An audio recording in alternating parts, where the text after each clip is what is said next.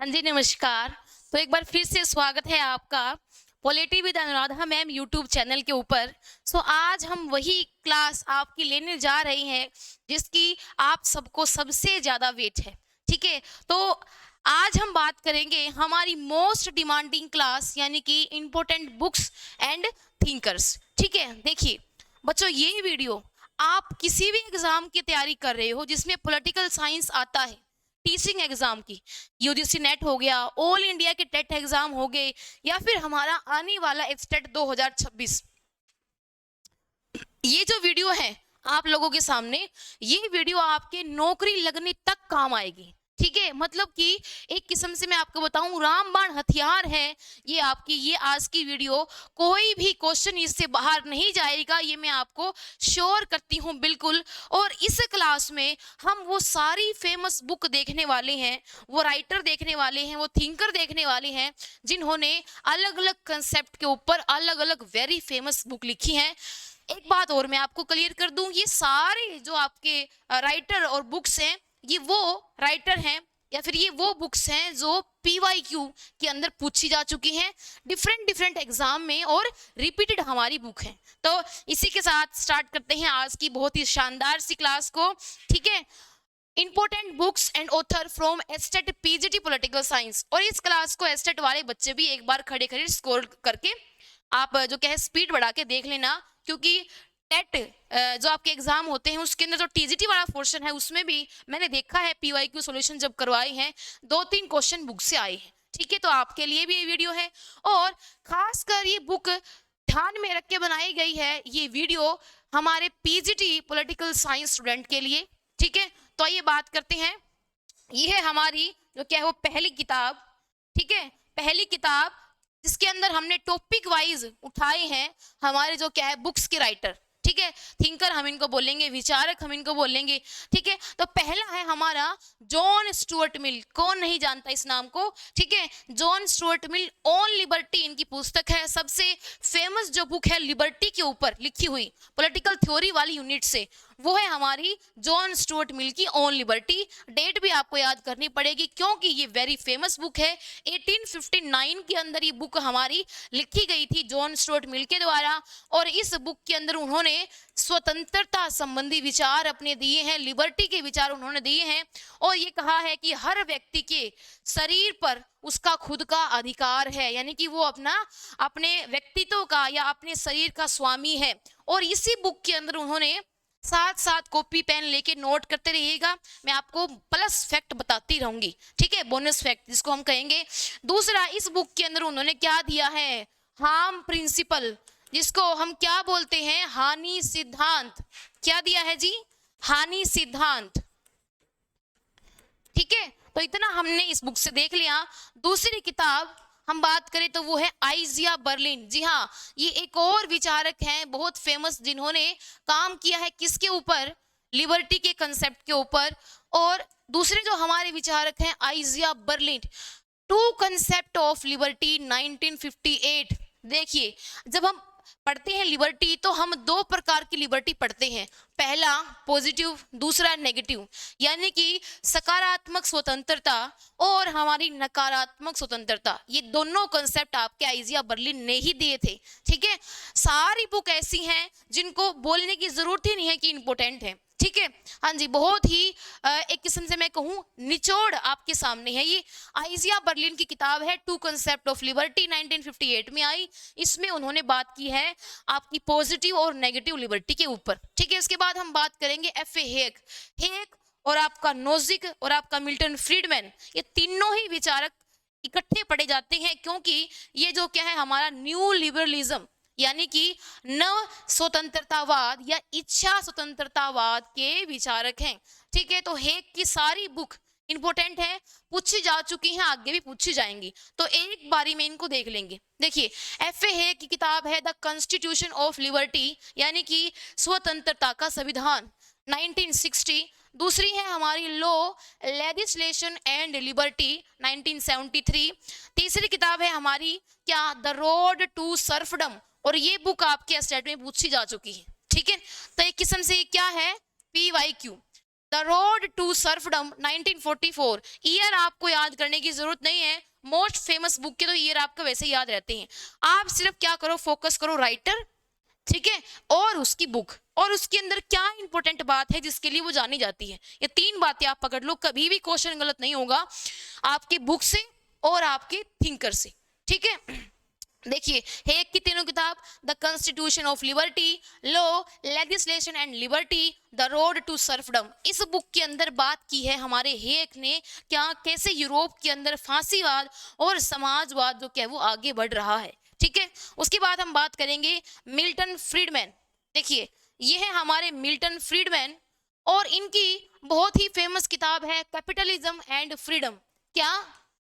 Capitalism and freedom, यानी कि स्वतंत्रता और पूंजीवाद। 1962 में इनकी बुक आई है। ये राज्य के roll back to the state, यानी कि दोबारा से राज्य, जो आपका क्या बोलते हैं पुलिस राज्य के समर्थक थे, यानी कि हस्तक्षेपवादी राज्य के समर्थक थे आपके तीनों ही विचारक, मिल्टन फ्रीडमैन, आपका रॉबर्ट नोजिक और आपका हेग, ठीक है। तो capitalism and freedom 1962, Milton Friedman.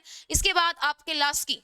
बच्चों लास्की से ध्यान से सुनो, कोई भी कोट हो लास्की का, कोई भी लास्की की बुक हो, कोई भी लास्की के विचार हो, तीनों आपको जहां भी मिले पकड़ लेना है, क्योंकि लास्की एक ऐसा विचारक है जो टेट एग्जाम का बहुत पसंदीदा हमारा विचारक है। तो लास्की से हम कुछ नहीं छोड़ेंगे, आगे लास्की की 5-6 बुक और हैं, उनको भी देख लेंगे आज ही। देखिए हमारा जो हेरोल्ड जे लास्की है, इनकी बहुत फेमस बुक 1000 बार पूछी जा चुकी होगी, ए ग्रामर ऑफ पॉलिटिक्स 1925, ठीक है, a grammar of politics 1925, Harold J Laski. उसके बाद अमर्त्य सेन, ये भारतीय विचारक हैं और अर्थशास्त्री हैं। इन्होंने आपके कंसेप्ट ऑफ जस्टिस, न्याय के सिद्धांत में काम किया है, ठीक है, अमर्त्य सेन। और इनकी बुक है डेवलपमेंट एज फ्रीडम 1999, बहुत इंपॉर्टेंट बुक है, आई हुई है आपके एचटेट एग्जाम के अंदर। ये क्या है? PYQ है आपका, ठीक है। अमर्त्य सेन की किताब है डेवलपमेंट एज फ्रीडम, यानी कि स्वतंत्रता क्या हो, ऐसी हो कि जिसमें विकास भी हो, यानी कि विकास के साथ साथ क्या हो, स्वतंत्रता, खुलापन। उसके बाद हम बात करेंगे एरिक फ्रोम, ये एक मार्क्सवादी विचारक हैं एरिक फ्रोम, और इनकी 2 किताबें बड़ी फेमस हैं। पहली तो है एस्केप फ्रॉम फ्रीडम 1941, और दूसरी है फियर ऑफ फ्रीडम 1942, ठीक है। तो इस स्लाइड से हमने देख ली हैं हमारी इंपॉर्टेंट बुक्स। अब चलते हैं हमारी नेक्स्ट स्लाइड के ऊपर, जो है हमारी अगेन एक वेरी इंपॉर्टेंट स्लाइड, और जिसके अंदर अपन बात करेंगे नेल्सन मंडेला। जानते हो ना इनको तो आप, दक्षिण अफ्रीका के अंदर इन्होंने कितना लंबा संघर्ष किया है लिबर्टी को लेके, आजादी को लेके, और उसी संघर्ष को बयान करने वाली जो किताब है वो क्या है, लॉन्ग वॉक टू फ्रीडम, ठीक है। नेल्सन मंडेला की किताब है लॉन्ग वॉक टू फ्रीडम, यानी कि आजादी के लिए लंबा संघर्ष 1995, ठीक है। फिर बाद में ये पहले श्वेत राष्ट्रपति भी बने, किसके? दक्षिण अफ्रीका के। उसके बाद ये 2 राजनेता हैं जो मैंने लिखे हैं, यानी कि पॉलिटिशियन है, लीडर हैं, ये है हमारे दक्षिण अफ्रीका के। दूसरे हैं आंग सांग सूकी, और ये आपका PYQ है जी, ठीक है, ये PYQ है। आंग सांग सूकी कहाँ से हैं, ये पूछा जा चुका है। तो आंग सांग सूकी हमारी म्यांमार की एक जो क्या है वो लीडर है, और उनकी ये क्या है, बायोग्राफी है, एक किस्म से कहें आत्मकथा है, दोनों ही। क्या है? फ्रीडम फ्रॉम द फियर, यानी कि भय से आजादी। तो फ्रीडम फ्रॉम द फियर 1990 तो किताब है आंग सांग सू की, और लॉन्ग वॉक टू फ्रीडम है आपकी नेल्सन मंडेला की, ठीक है। उसके बाद हम बात करें नंबर 12 पे, रोनाल्ड डोरकिन, टेकिंग राइट सीरियसली 1997। जब हम अधिकारों की बात करती हैं, राइट का कंसेप्ट पढ़ेंगे, तो मैं आपको रोनाल्ड डोरकिन डिटेल में बताऊंगी। फिलहाल के लिए एक विचारक हैं, और इनकी बड़ी फेमस बुक है टेकिंग राइट सीरियसली, यानी कि अधिकारों को सीरियस लिया जाए। उसके बाद हम बात करेंगे माइकल वोल्जर। देखिए ऊपर माइकल वोल्जर और नीचे आपका चार्ल्स टेलर, ये दोनों ही समुदायवादी विचारक हैं जो समुदाय की बात करते हैं।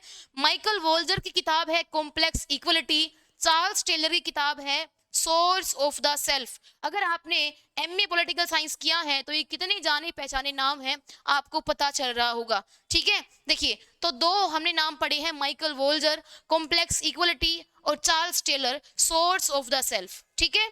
और उसके बाद हम देखें हमारे page number, next page number हम देखें, नहीं बची है जॉन रॉल्स की बुक हमारी बची है।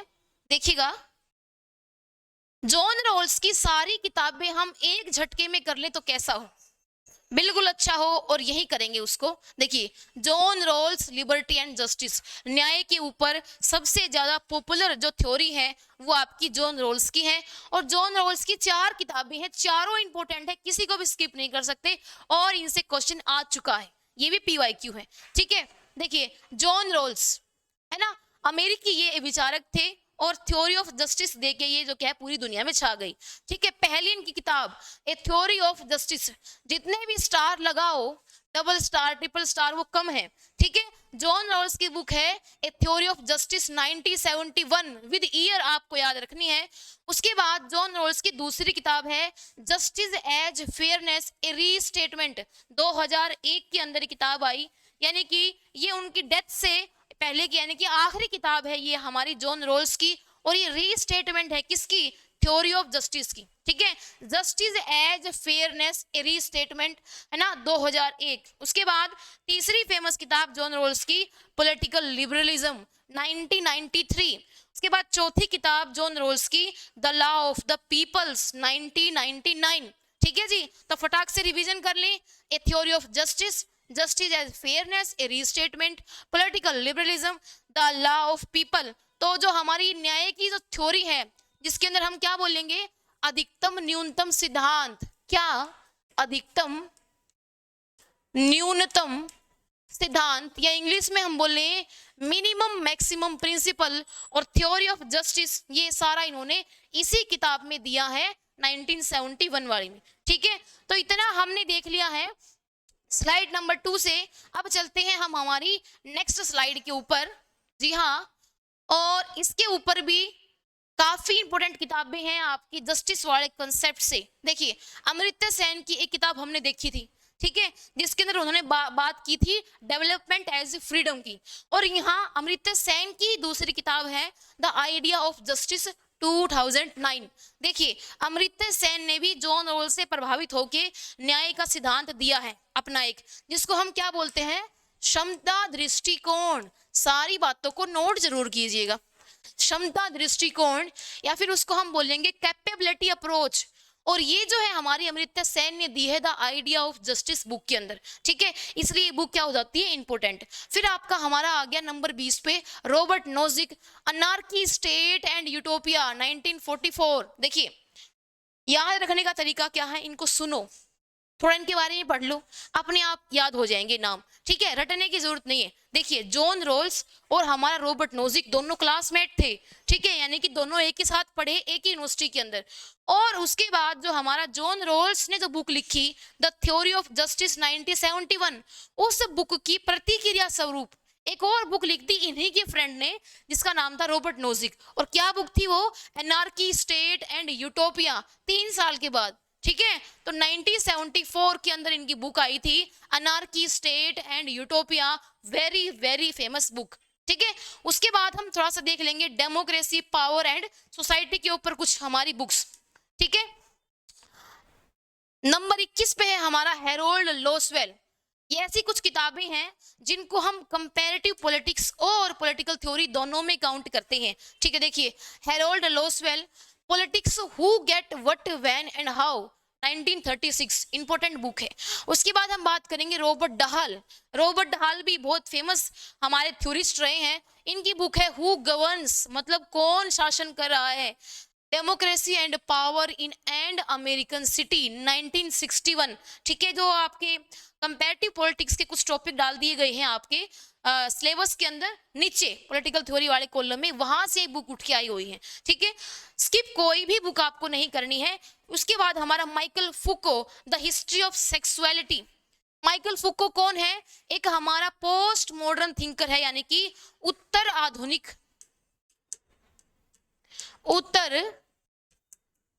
आधुनिकतावादी विचारक है, पोस्ट मॉडर्न हमारा ये थिंकर है, बहुत ही फेमस मिशेल फुको, और इनकी बुक है द हिस्ट्री ऑफ सेक्सुअलिटी। उसके बाद हम बात करेंगे मिशेल फुको की एक और किताब है मैडनेस एंड सिविलाइजेशन।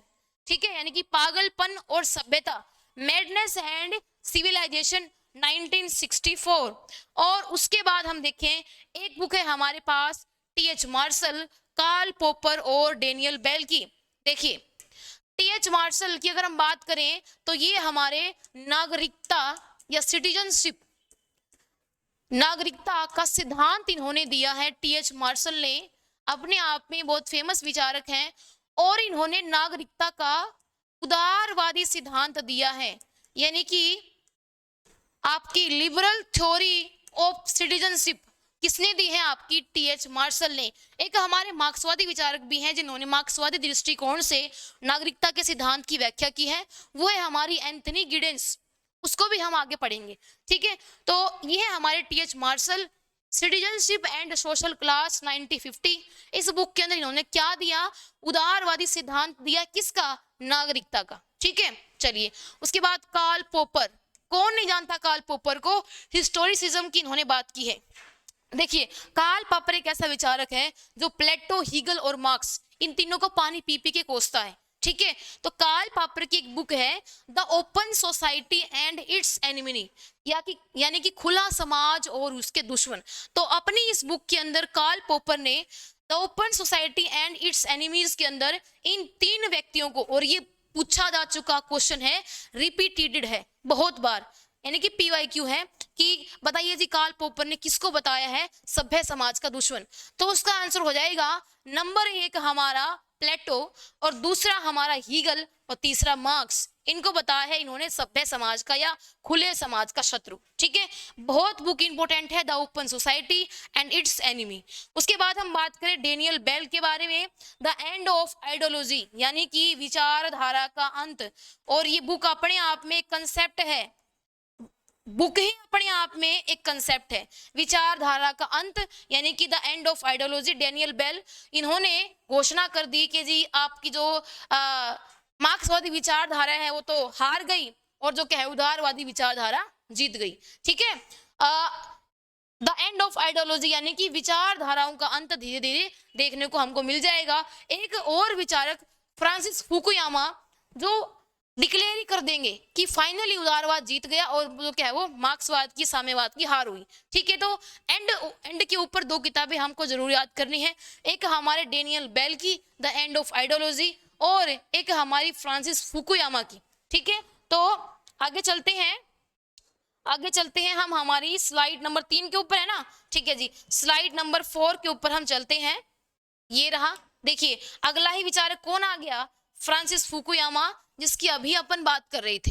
देखिए फ्रांसिस फुकुयामा ये भी एक अमेरिकी विचारक हैं और इन्होंने बुक लिखी है अपनी, क्या?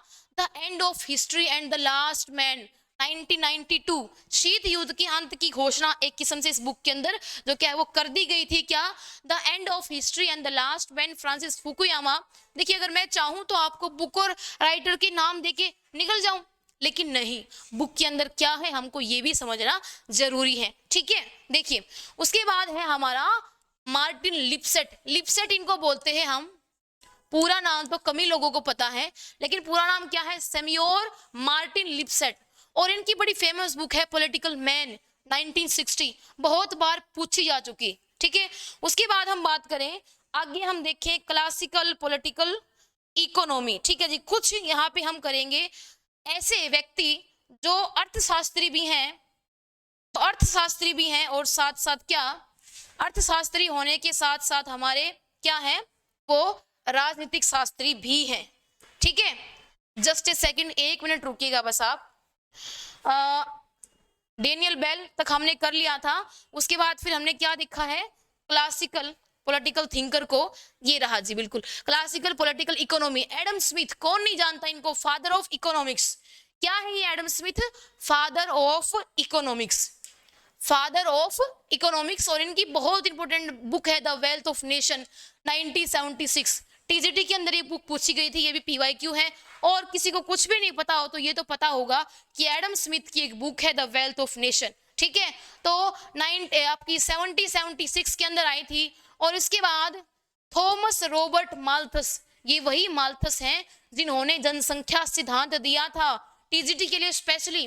ठीक है, थॉमस रॉबर्ट माल्थस वही विचारक हैं जिन्होंने जनसंख्या का सिद्धांत दिया, पॉपुलेशन की थ्योरी दी, और ऐसे ही इनकी बुक का नाम है an essay on the principle of population 1798।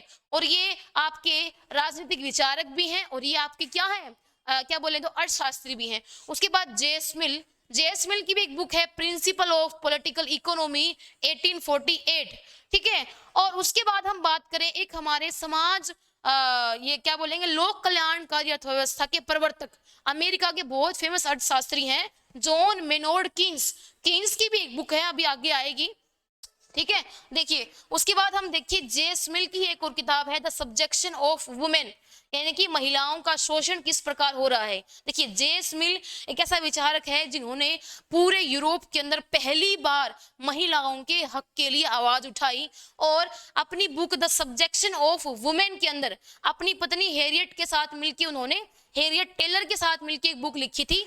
तो द सब्जेक्शन ऑफ वुमेन हमारी जेएस मिल की बुक है। अक्सर ये क्वेश्चन आ सकता है फंसाने के लिए, क्योंकि आपको जो क्या है वो होगा कि मैडम नारियों के ऊपर बुक तो नारी लिख सकती है, बट नहीं, सबसे पहले जेएस मिल और मैरी वोल्स्टनक्राफ्ट की बुक थी, ठीक है।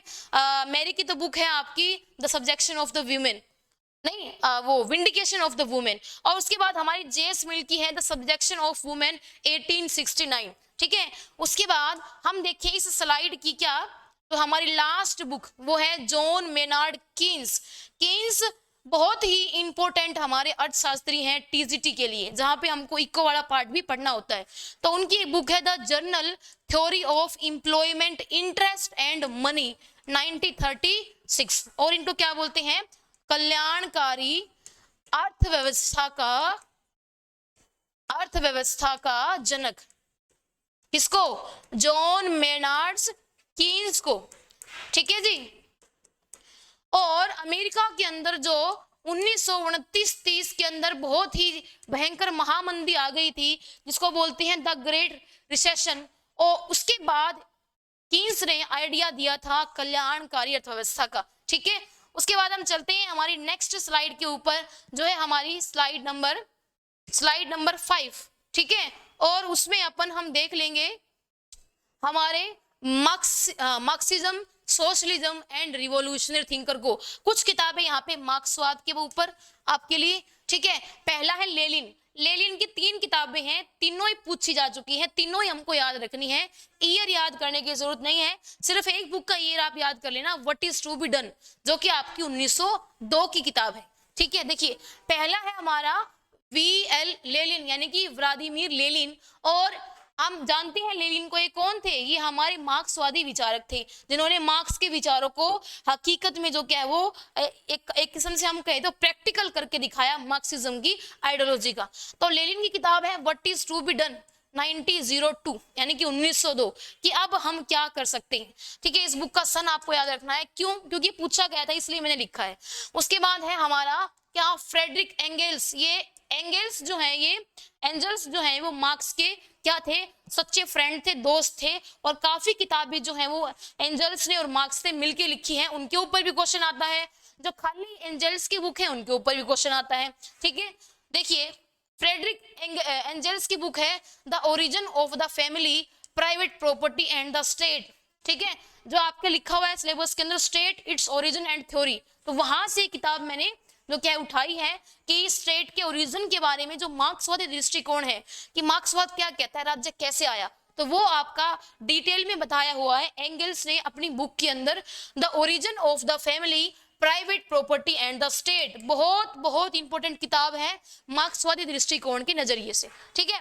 उसके बाद हम देखेंगे EF सुमाकर, ठीक है, EF Schumacher small is beautiful, small is beautiful. देखिए एक हमारी टर्म होती है पॉलिटिकल थ्योरी के अंदर, एक कंसेप्ट है क्या, पारिस्थितिकीवाद यानी कि इकोलॉजिज्म, उसके अंदर हमारे कई सारे विचारक हैं, जैसे हमारे अर्नेस्ट हेक्कल हो गया जिन्होंने हमारा जो क्या वर्ड दिया इकोलॉजी का पहली बार, अर्नेस्ट हेक्कल ने। फिर उसके बाद अर्नी नेस रहे हैं आपके जिन्होंने पहली बार डीप इकोलॉजी और शैलो इकोलॉजी के बारे में क्या दी अवधारणा। उसी जो क्या है वो आपकी इकोलॉजी के अंदर ही 2 थिंकर हमारे पास और हैं, पहला तो सुमाकर, उसके बाद पीटर सिंगल, ठीक है। तो उसी में से हमारा EF जो सुमाकर है इनकी बुक है स्मॉल इज ब्यूटीफुल, ठीक है। और उसके बाद एक हमने जो क्या है वो स्मॉल इज ब्यूटीफुल के बाद एक पीटर सेंगर की भी बुक मैंने ऐड की है, ठीक है, उसको आगे जाकर देखेंगे। देखिए रहा पीटर सिंगर, ठीक है, इनकी एक किताब है पीटर सिंगर एनिमल लिबरेशन। इस किताब के अंदर वो बात करते हैं जानवरों के अधिकारों की, ठीक है। मानव के अधिकारों की बात तो और कोई करता है, लेकिन पीटर सिंगर ने पहली बार क्या जानवरों के यानी कि एनिमल राइट की बात की है अपनी बुक एनिमल लिबरेशन के अंदर 1975। इसके बाद है हमारी माइकल सैंडल, माइकल वोल्जर। ये दोनों क्या हैं, दोनों के दोनों समुदायवादी विचारक हैं, ठीक है। और जो समुदायवादी मतलब ऐसे विचारक जो समुदाय को बड़ा मानते हैं, ग्रुप को बड़ा मानते हैं, इंडिविजुअल को छोटा मानते हैं, ठीक है। देखिए माइकल सैंडल, इनकी बुक है liberalism and it's limit of justice, ठीक है, जस्टिस वाले पर्सपेक्टिव से भी आप इसको देख सकते हैं। और इसके बाद माइकल वोल्जर की बुक है द स्पेयर ऑफ जस्टिस 1983। दोनों ही बुक के अंदर अक्सर कंफ्यूजन होता है, इसलिए मैंने इनको साथ में लिख दिया है, ठीक है। सैंडल हो गया, वोल्जर हो गया और हमारा मैकिंटायर हो गया, तीनों ही समुदायवादी विचारक हैं, ठीक है। तो आपके मैकिंटायर की जो किताब है वो है आफ्टर वर्च्यू 1981, आफ्टर वर्च्यू 1981, ठीक है। तो यहां से हमने इतना जो क्या है वो देख लिया है। चलते हैं अब अपनी नेक्स्ट स्लाइड के ऊपर, देखिएगा बुक नंबर 43, 50 ही बुक करेंगे आज की वीडियो में, ठीक है, ताकि आप इनको अच्छे से याद भी कर पाओ, समझ सको और कुछ बोनस फैक्ट भी मैं आपको बता सकूं, ठीक है। देखिए ए ग्रामर ऑफ पॉलिटिक्स लास्ट की किताब है, हम कर चुके हैं। इसके बाद यहाँ पे सारी बुक किसकी आ गई है आपकी, ये तो सारी किताबें लास्ट की हैं, कोई नहीं। देखिए यहाँ जितनी भी बुक लिखी है आपके सामने ये सारी लोस्की महोदय की किताबें हैं, और लोस्की कितना इंपॉर्टेंट है ये मैं वीडियो के स्टार्टिंग में बता चुकी हूँ। देखिए important books of Harold J Laski, पहली बुक है liberalism and the modern state 1930, क्या है liberalism in the modern state 1930, ठीक है। उसके बाद नेक्स्ट स्लाइड पे चलते हैं। ये बुक हमने देख ली थी, ए ग्रामर ऑफ पॉलिटिक्स 1925, है ना, ए ग्रामर ऑफ पॉलिटिक्स 1925। उसके बाद हम देखेंगे इनकी तीसरी book authority in the modern state 90, तो क्या है वो 19, ठीक है। हमारी जो बुक है लॉस्की की एक और फेमस बुक, लॉस्की की कोई भी बुक आपको स्किप नहीं करनी है, authority in the modern state 1919 की किताब है।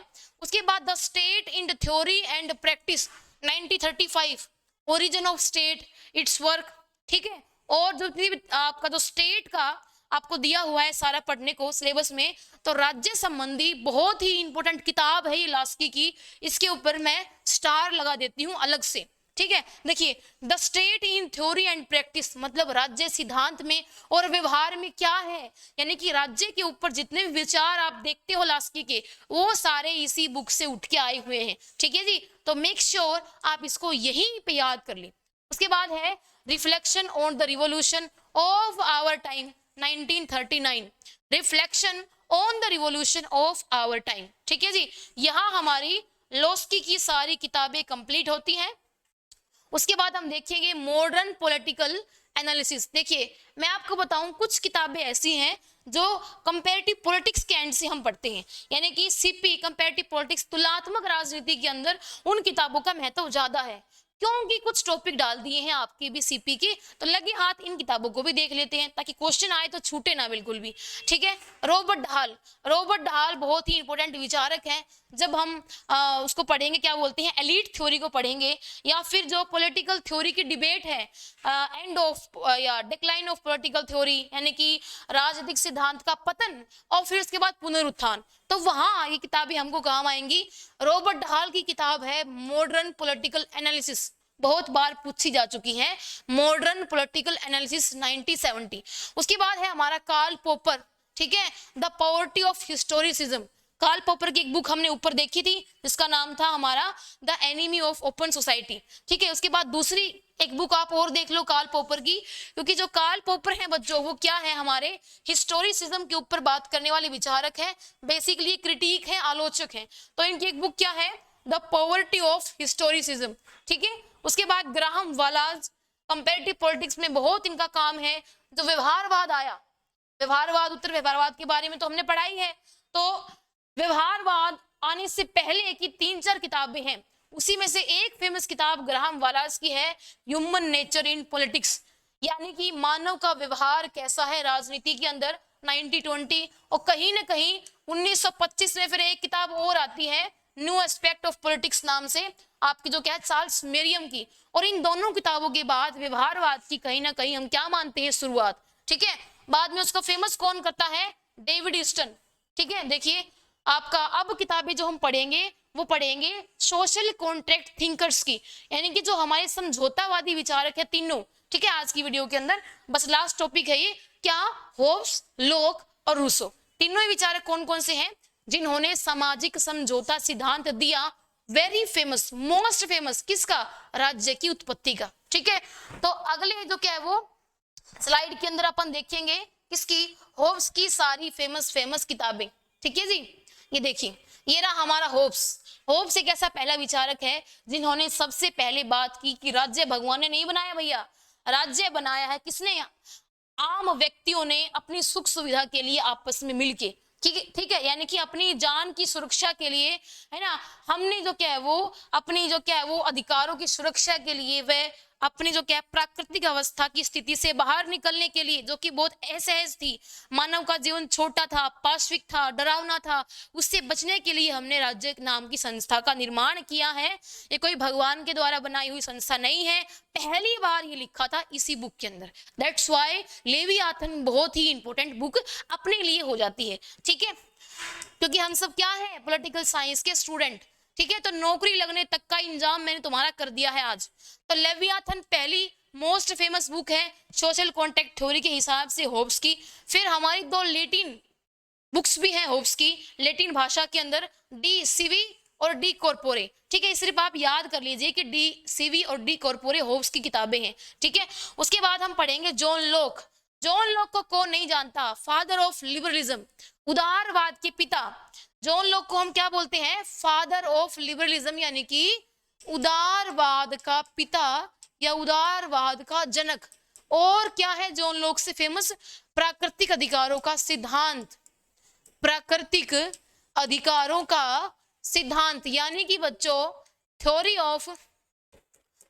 ऑफ नेचुरल राइट, जिसमें 3 अधिकार हमको लोक बताता है, जीवन का, संपत्ति का और स्वतंत्रता का। ठीक है, चलिए तो इसी जॉन लोक की किताबें हैं। पहली किताब मोस्ट फेमस बुक क्या, 2 ट्रीटीज ऑफ गवर्नमेंट, यानी कि 2 ट्रीटीज ऑफ गवर्नमेंट। इसी बुक के अंदर जॉन जो क्या है वो लोक ने क्या दिए हैं, अपने सामाजिक समझौता जो क्या है सोशल कॉन्ट्रैक्ट थ्योरी, उनके अनुसार वो विचार। ठीक है, तो सोशल कॉन्ट्रैक्ट की बात जॉन लोक ने किस बुक में की है, तो इस क्वेश्चन का आंसर हो जाएगा 2 ट्रीटी ऑफ गवर्नमेंट के अंदर। Got it. उसके बाद है question number 54, an essay concerning human understanding, an essay concerning human understanding. उसके बाद है 55, ए लेटर कंसर्निंग टॉलरेंस। ठीक है, उसके बाद 56 पे है हमारी essay on the law of nature.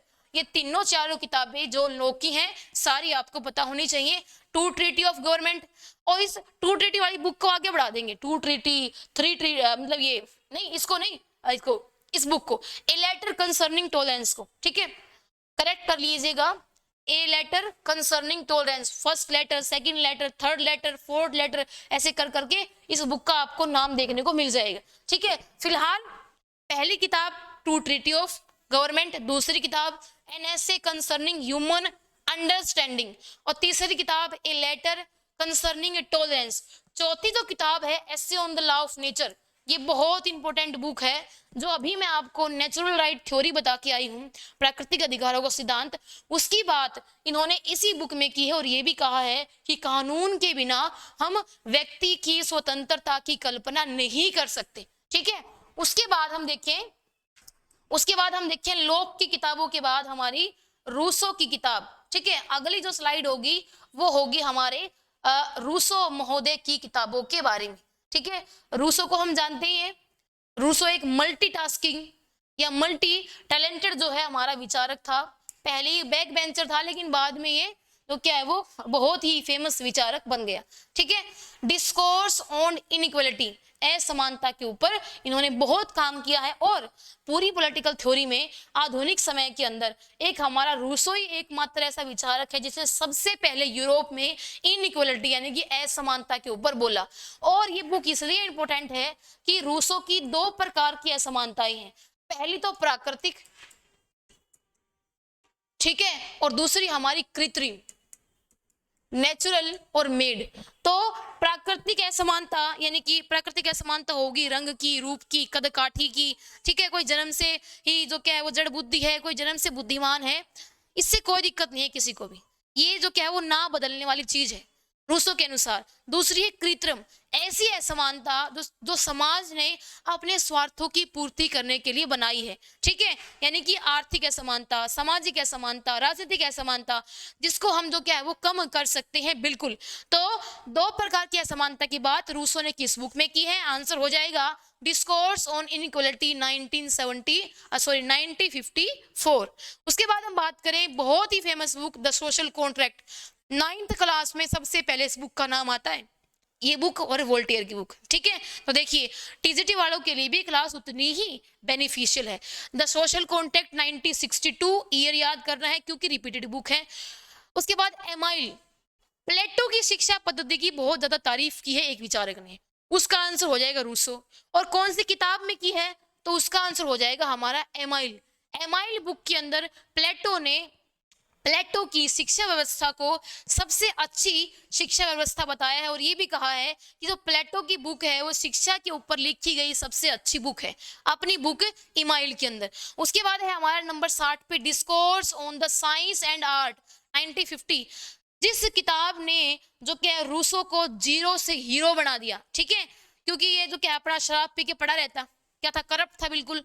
तो एक ऐसे उसका पब्लिश होता है डिजोन एकेडमी के अंदर, और वो निबंध होता है कि क्या विज्ञान ने मनुष्यों के जीवन पर बुरा प्रभाव डाला है या अच्छा।